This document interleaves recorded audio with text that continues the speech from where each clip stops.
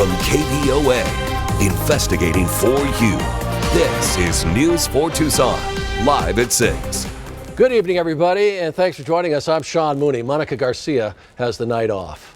We see it every day across Pima County, the growing homeless problem with more and more people sleeping on our streets. Now, county supervisors are taking the lead on trying to find a solution, but some leaders are more skeptical than others. News 4 Tucson's Eric Fink joins us live on the west side with more on the plan. Good evening, Eric. Sean, good evening to you. We are outside a vacant lot here on Miracle Mile. It's where the old Golden Pin Lanes bowling alley used to be, and now it is one of several vacant properties in Pima County being considered to be used as a temporary homeless shelter. This morning, the Pima County Board of Supervisors directing the county to look at this area as a place in the next few months where the homeless can come to get off the streets. Think of it as a low barrier shelter that would be open to couples and their pets. County Administrator Jan Lesher telling News 4 Tucson there are about 1,200 people living on the streets right now in Pima County. With that comes some drug use and some crime. The county hopes by using vacant lots as temporary shelters, it can keep some of our most vulnerable neighbors and business owners safer. Supervisor Adelita Grijalva says she's not convinced this model will compel people to want to stay. She is not a fan of homeless encampments. My concern is this solution that we're trying to create, what kind of problems does it create later on? There needs to be some action. I just don't know if this is creating a temporary shelter is going to solve that problem. I don't think there is an immediate solution, but there is an ability to at least give the neighborhoods and the businesses some relief. And if the county opts to build here on Miracle Mile as a temporary shelter, the building of the shelter would have to begin fairly soon. That's because this site would be very temporary, because the county is slated to use this property for construction of the new Northwest Neighborhood Service Center. That construction is slated to begin next spring. We're live tonight here on the west side at Miracle Mile and Fairview. I'm Eric Fink, News 4 Tucson. Thank you, Eric. The county attorney responds to criticism that's being leveled at her office for not prosecuting the former U of A student who was accused of shooting and killing Professor Dr. Thomas Meixner. On Monday, President Robert Robbins sent a letter to the U of A community explaining the steps they took to keep Murad Dervish from coming to campus. Included in the letter, U of A police sending information on 2 incidents involving Dervish to the Pima County Attorney's Office involving the suspected shooter. News 4 Tucson's Lupita Murillo is live from the U of A with more. Lupita. Sean, it's been nearly 2 weeks since the shooting occurred here at the Harshberger building. Details about the suspect and his threatening behavior are also coming out, and what some believe the Pima County Attorney's Office failure to prosecute. I am so sorry for the loss that everyone is going through right now. Dr. Meixner was the department head of the Hydrology and Atmospheric Sciences. He's remembered by many as a generous man who wanted to make this world a better place. This was a huge loss for the whole community, not just the U of A. Conover says the information sent by U of A police in a mailed packet didn't provide enough information to prosecute Murad Dervish, who had been expelled from the university. We can Monday morning quarterback this, and we can say we wish the county attorney's office had been brought to the table. We wish we'd been briefed. We wish MIST had been involved, mental health. But that didn't happen. She also says there were injunctions against harassment that were granted and never even served. Had we even been able to charge a criminal complaint, it would have been in the same envelope with the injunctions with the constable's office that was never served. She also mentioned Arizona does not have a red flag law. And when you have a case like this that has every red flag going off in the books, we don't have the tools. She promises for the next year she will be talking a lot about red flag laws. Until we have that, we lack the tools in Arizona that we need, and I fear these incidents will just keep happening. The suspect sits in the Pima County Jail on charges of first-degree murder and aggravated assault. He's also facing burglary, weapons, and endangerment charges. Reporting live from the U of A, Lupita Murillo, News 4 Tucson. Thank you, Lupita. Tucson Police needs your help finding a man suspected of trying to kidnap a woman earlier this month. 37-year-old Dynasty Davincia, also known as Juan Nunley Jr., is wanted in connection to the attempted kidnapping of a realtor back on October 8th. Tucson Police say he stands about 5 feet 9 inches tall, weighs 150 pounds, and has numerous tattoos on his arms, chest, and neck. Police say Davincia arranged the showing of a home near Mountain and Glen and then allegedly assaulted the realtor with a weapon before restraining her. After a struggle, she was able to get away and call police. Davincia is considered armed and dangerous and should not be approached. If you have any information, you're asked to call 911 or 88-CRIME. You can remain anonymous. The man convicted last month of kidnapping and killing 13-year-old Maribel Gonzalez is now seeking a new trial. Christopher Clements' lawyers have filed a motion for a new trial and a motion for judgment of acquittal notwithstanding the verdict, which will be heard by a judge on November 7th. Clements was scheduled to be sentenced tomorrow in Pima County Superior Court, but that date has now been moved to November 14th. The judge will also hear testimony about a possible venue change for Clements' other murder trial scheduled for February 2nd in the death of 6-year-old Isabel Celis. A massive bust by Tucson Police last week led to the seizure of more than 9 pounds of meth, 56,000 fentanyl pills, and a half pound of heroin and more than 19 guns. Tucson Police arrested 55-year-old Henry Martinez, 41-year-old Monique Martinez, 42-year-old Kenneth Taylor, and 32-year-old Ernest King after getting a tip that drugs were being sold out of an apartment on Dodge just north of Grant.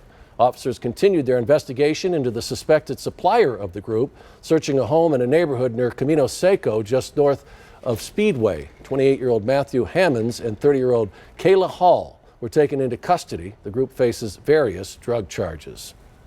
Fentanyl continues to plague Arizona. 2 young children nearly lost their lives after having fentanyl in their systems. News 4 Tucson's Robbie Reynolds reports. Fentanyl is already a big problem here in southern Arizona, and now one of law enforcement's biggest concerns has become a reality: children ingesting the drugs. That is a terrifying thing for everyone. Fentanyl is in your community right now. Special Agent Cheryl Oz with the DEA is horrified that 2 young children, according to Phoenix Police, ingested fentanyl. But she's not surprised. We previously reported on new fentanyl pills coming across the border that look like candy. If you ever have toddlers in your own house, there's nothing that's off limits. If it's in your house, kids are going to touch it. They're curious. They're going to look at it and things go in their mouth. Dr. Gary Kirkillis is a pediatrician and assistant clinical professor at the University of Arizona College of Medicine for Child Health. He says when children ingest fentanyl, their heart and lungs can be driven to failure. He says it's up to parents to be more responsible. Because that's the way they learn. And so I think that's probably the mechanism of how younger kids are getting to it. The rates of overdoses are up this year in southern Arizona. The #1 priority of the Border Patrol is stopping the drugs before they get into the country. Robbie Reynolds, News 4 Tucson. Researchers at the University of Arizona are undertaking a study to help determine the causes of rapid knee deterioration. The university's Arthritis Center is getting $3.4 million from the National Institutes of Health to study the causes and progression of osteoarthritis in 10,000 patients over 5 years. Currently, there are no treatments to prevent or halt the disease's progression because of challenges identifying knees with risk for structural progression. The end goal of the study is to improve treatments for patients and better understand the damage that causes the disease.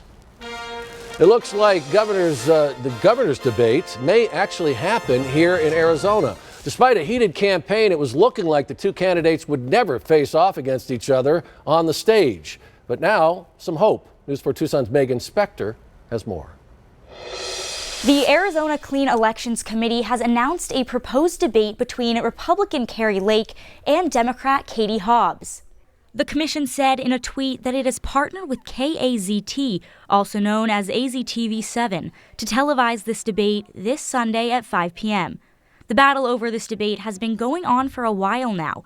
Last week, the commission postponed its televised interview with Lake after Hobbs arranged to do a separate one-on-one interview with PBS. Hobbs had declined to debate Lake on stage in a one-on-one format with the moderator. She proposed a town hall format instead, but the commission rejected that request. Now, it's unclear if Sunday's debate will happen. The committee said both campaigns have been informed, and details on how to watch are on the way. Lake responded on Twitter thanking the commission for rescheduling the debate and says she's looking forward to being there. Hobbs' campaign has not responded.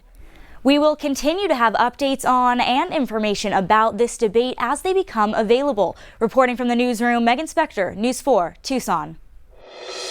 Coming up on News 4 Tucson at 6, an in-depth look at the federal government's request to take down shipping containers along the U.S.-Mexico border. Plus, Wildcats softball returns this fall. We'll have a preview of their upcoming schedule, starting with a handful of exhibitions. Matt? Sun has set, Sean, but this is why we have the benefit of the mountaintops. You can still see in the distance that waning, what I call afterglow of that sunset. A little bit breezy out there tonight, tomorrow, and then we got some changes to talk about. I'll detail them all for you coming up after the break. Investigating for you. This is News 4 Tucson.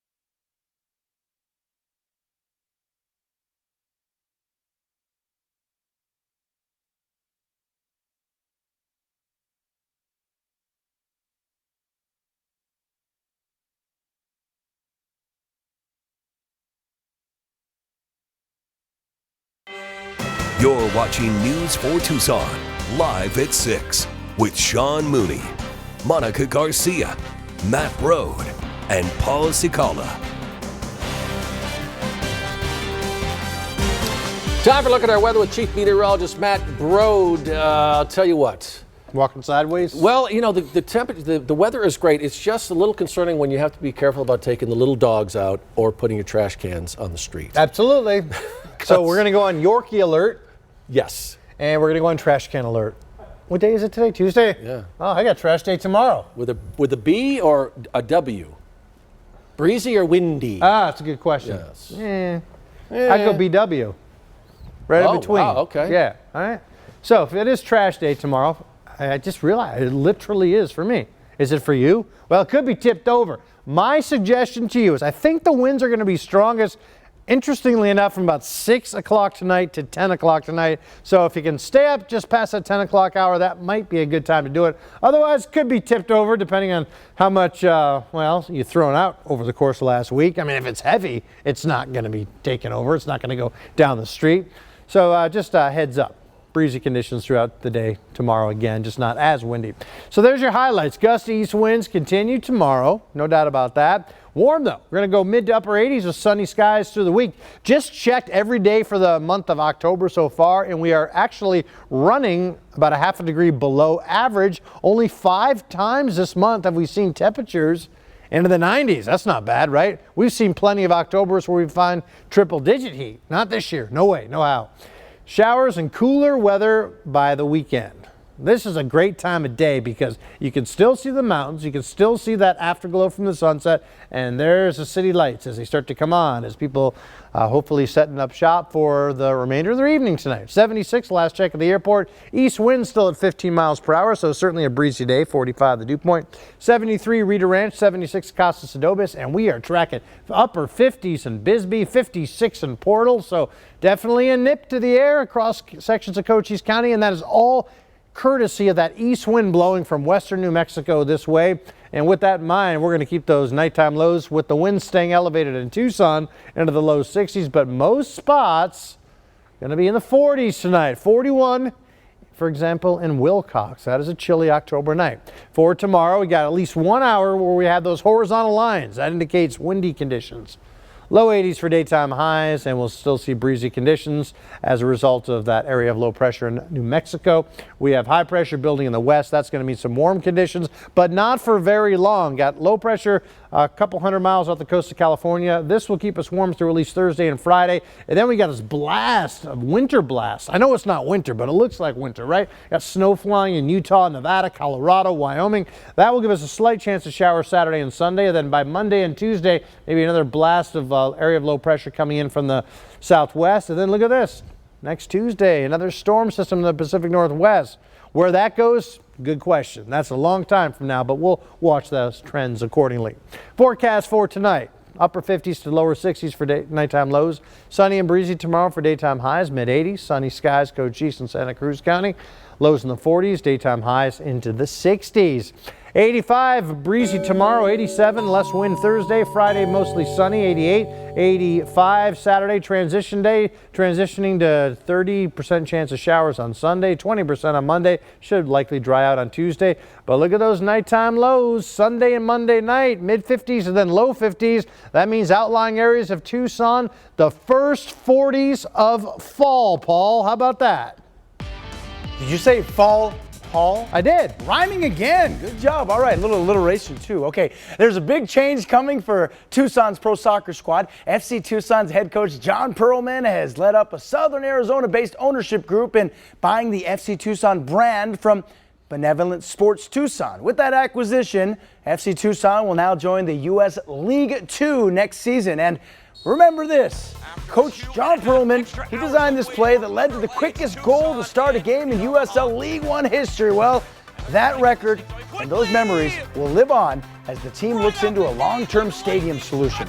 John Perlman, one of the co-founders at FC Tucson, has also acquired an option for the club's USL League One rights that is contingent upon the opening of a long-term stadium.